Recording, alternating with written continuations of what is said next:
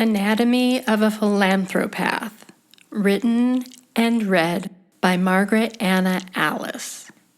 A philanthropath wants you dead for the good of humanity. A philanthropath wants you enslaved for the good of liberty. A philanthropath wants you silenced for the good of free speech.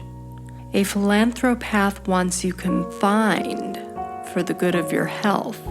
A philanthropath wants to surveil you for the good of security.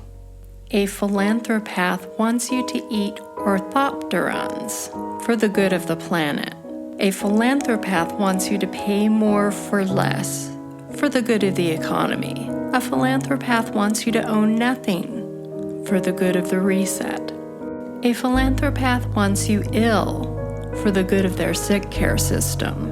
A philanthropath wants you dependent for the good of their fiefdom. A philanthropath wants you addicted for the good of their supplying. A philanthropath wants you to sacrifice for the good of their coffers. A philanthropath wants to sacrifice you for the good of their spoils. A philanthropath wants you asleep for the good of their programming. A philanthropath wants you ignorant for the good of their steering. A philanthropath wants you anxious for the good of their molding. A philanthropath wants you deluded for the good of their lying. A philanthropath wants you oblivious for the good of their narrative. A philanthropath wants you fearful for the good of their terror. A philanthropath wants you hateful for the good of their politics. A philanthropath wants you isolated for the good of their bonding. A philanthropath wants you envious for the good of their victim factory. A philanthropath wants you aggrieved for the good of their votes.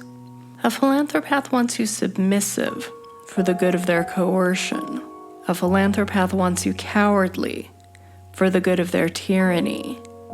A philanthropath wants you hopeless for the good of their triumph. A philanthropath doesn't want you to think, question, research, speak, connect, hope, act. A philanthropath doesn't want you to see what they're doing, question their motives, know they're scripting you. A philanthropath doesn't want you to feel fulfilled, find truth, be free. A philanthropath doesn't want you to wake up, overcome our differences, have inner peace, love one another. A philanthropath doesn't want us to say no.